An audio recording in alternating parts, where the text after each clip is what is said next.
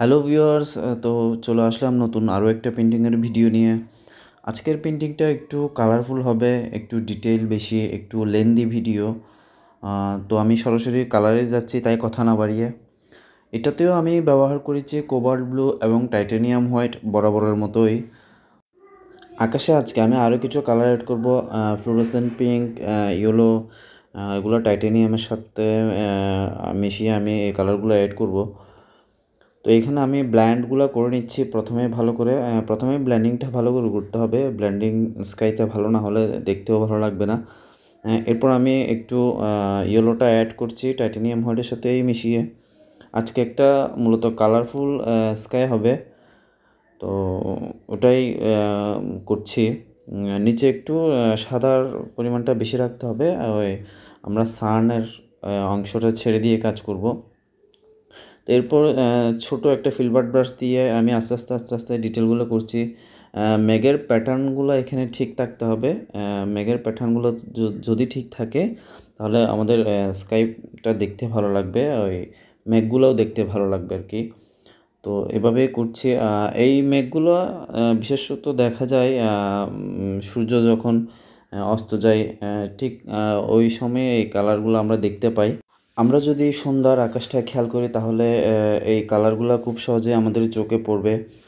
আমরা যারা দেখেছি বা খেয়াল করেছি এই জিনিসগুলা, তারা অবশ্যই বুঝতে পারছি।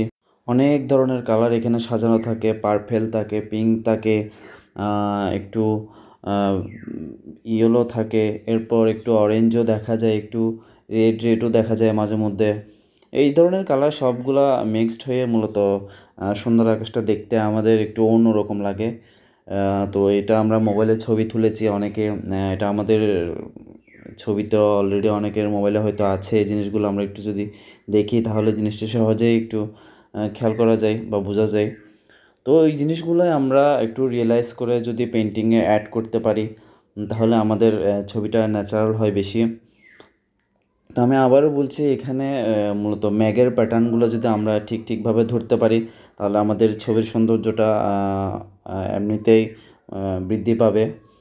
এরপর আমি এখানে একটু গ্রাউন্ডের কালারগুলো অ্যাড করছি। আমি গ্রাউন্ডের কালারটা কীভাবে অ্যাড করেছি এটা আমি বরাবরের মতোই আগের ভিডিওগুলোতে বলেছি।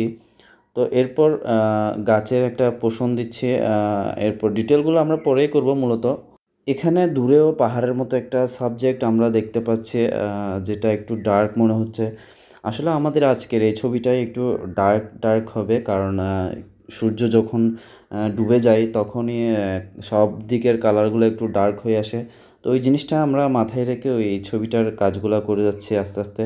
তো এইখানে সামনের প্যাটার্নটাতে আমি যে কালারটা অ্যাড করেছি এটা প্রথমেই দেখা যাচ্ছে যে গ্রিন, একটু স্যাফ গ্রিনের সাথে একটু ব্ল্যাক, গ্রিনিশ ব্ল্যাক যেটাকে আমি বলেছিলাম ওইটাই দিয়েছি। এরপর একটু উপরে গিয়ে বার্ন সিয়ানার সাথে একটু ইয়েলোটা অ্যাড করেছি। জাস্ট এটাই আমি এখানে প্রাইমারি লেয়ারে দিয়ে দিয়েছি। এরপর এখানে একটা সুন্দর বাগান হবে, যেটা আমি আস্তে এখানে ফ্লাওয়ার দিয়ে অ্যাড করব ডিটেলের ক্ষেত্রে গিয়ে। তো আমি আস্তে ডিটেলটা শুরু করেছি। আমাদের একটা জিনিস মনে রাখা ভালো, যে আমরা ডিটেলটা যদি একটু উপর থেকে করে আসতে পারি তাহলে জিনিসটা ভালো হয়। তো এখানে আমি একটা নতুন কালার অ্যাড করেছি আজকে, যেটা এখন করছি এটা হচ্ছে টার্কিশ কালার। টার্কিশ কালার আমরা কে চিনি একটু কমেন্ট করে জানায়েন। টার্কিশ কালারটা আসলে খুব একটা সুন্দর কালার। এটা সব জায়গায় ব্যবহার করা যায় না, প্রয়োজন ক্ষেত্রে ব্যবহার করা যায়। তো এই আর কি। আর এখানে আস্তে সূর্যর আলো সব জায়গায় সমানভাবে পড়ে, কিন্তু যখন ডুবে যায় তখন দেখা যায় কোথাও একটু বেশি পড়েছে, কোথাও একটু কম পড়েছে। এই জিনিসগুলো আমরা আস্তে ধরবো। তো এটা হচ্ছে আসলে একটা পাহাড়ের মধ্যে সামনের দিকে কিছু ফ্লাওয়ার থাকবে আর মাঝখানে কিছু ঢালু থাকবে, কিছু গর্ত থাকবে। এই জিনিসটা আমরা আস্তে আলো ছায়ার মাধ্যমে ফুটিয়ে তুলব। তো এখানে কিছু ছোট ঝোপঝাড় আমি অ্যাড করেছি। তো আমি একটা কথা বলে দেই, আমি যখন ছবি আঁকি অবশ্যই আমার আশেপাশে একটা রেফারেন্স ছবি থাকে। এমন না যে আমি কোনো মুখস্থ ছবি আঁকছি। আসলে এটা উচিতও নয়। যদি আমরা কোনো রেফারেন্স ছাড়া ছবি আঁকি তাহলে আমাদের ভুল হওয়ার সম্ভাবনাটা বেশি থাকে। এটা হচ্ছে আমার নষ্ট হয়ে যাওয়া একটা পয়েন্টের তুলি। এই তুলিটা দিয়ে আমি মূলত ঘাসের প্যাটার্নগুলো আস্তে আস্তে অ্যাড করব, অর্থাৎ ডিটেলটা করব আস্তে আস্তে এভাবে লেয়ার বাই লেয়ার। তো আমি এখানে প্রথমে একটু অরেঞ্জ রেডটা অ্যাপ্লাই করেছি, এরপর আস্তে আস্তে লাইটের দিকে যাব। এরপর একটু ইয়েলো দিয়েছি, এরপর ইয়েলোর সাথে একটু হোয়াইট মিশিয়ে ওটাও দিয়েছি, অর্থাৎ আস্তে আস্তে ডার্ক থেকে আমরা লাইটের দিকে এই জিনিসটা যাব আর কি। এরপর একটু স্যাফ গ্রিনের সাথেও এই কালারটা মিশিয়ে আস্তে আস্তে সামনের দিকে ডিটেলটা আগাচ্ছি।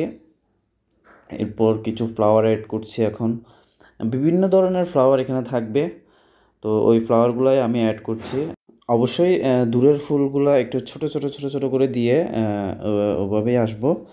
দূরের ফুলগুলো একটু ছোট করে দিব, এরপর সামনে আস্তে আস্তে ফুলগুলাকে একটু ডিটেল করব, যতটুকু ডিটেল করা যায়। অর্থাৎ পার্সপেক্টিভেই এটাই নিয়ম, যে দূরের জিনিসগুলো ছোট হবে, সামনের জিনিসগুলো বড় হবে, এটা আমরা জানি। তো এখন সামনে কিছু ঘাস অ্যাড করছি। এটা আমরা 0 সাইজের তুলি দিয়ে করতে পারি। ব্রাশটাকে বিভিন্ন অ্যাঙ্গেল থেকে ঘুরিয়ে আমরা কিছু ছোট ঘাস, কিছু বড় ঘাস, এরপর কিছু পাতাও অ্যাড করব, যেগুলো একটু বড় একটু ছোট, বিভিন্ন কালার অ্যাড করে আমরা ডিটেলটা করব। তো এখানে আমি এবার ফ্লাওয়ার অ্যাড করছি ফ্লুরোসেন্ট পিঙ্ক দিয়ে, এরপর টাইটেনিয়াম হোয়াইট দিয়ে কিছু ফ্লাওয়ার আঁকছি। তো এখানে সামনে টাইটেনিয়াম হোয়াইটটা রেখেছি যেন একটু চোখে লাগে দেখতে, সাবজেক্টটা যেন একটু দেখতে ভালো লাগে। এবারে সামনের ফ্লাওয়ারগুলোতে আর একটু ডিটেল করছি যেন আর একটু সুন্দর লাগে দেখতে, আর একটু ছোট ছোট ফ্লাওয়ার অ্যাড করে নিচ্ছি ইয়েলোটা দিয়ে, মূলত লেমন ইয়েলোটাই ব্যবহার করছি। তো এটাই হলো আমার আজকের এই পেন্টিংটা। এই পেন্টিংটাতে আজকের এই সাবজেক্ট ছিল মূলত এই বাগানটাই মূলত এই মেইন সাবজেক্ট ছিল। এরপর আকাশটা একটা কালারফুল আকাশ। এই ধরনের পেন্টিংগুলো আমি মূলত আগেও দেখিয়েছিলাম, অনেক আগে আমার পেজে ভিডিওগুলো আছে, আসলে তোমরা চাইলে সে ভিডিওগুলোও দেখে নিতে পারো পেন্টিংগুলো কীভাবে করেছিলাম। তো এরপর আমি এই যে সূর্য দিয়েছিলাম, এই সূর্যের কিরণগুলো একটু অ্যাড করে নিচ্ছি সামনে। তো এটাই হলো আমার আজকের পেন্টিং। এই পেন্টিংটা এখানেই সমাপ্তি। পেন্টিংটা কেমন হয়েছে অবশ্যই একটু কমেন্ট করে জানিও। তোমাদের একটুও কমেন্ট পাই না, যদি কমেন্ট পাই তাহলে আরও ভিডিও বানাতে ভালো লাগে আর কি। তো এই হলো আজকের পেন্টিং।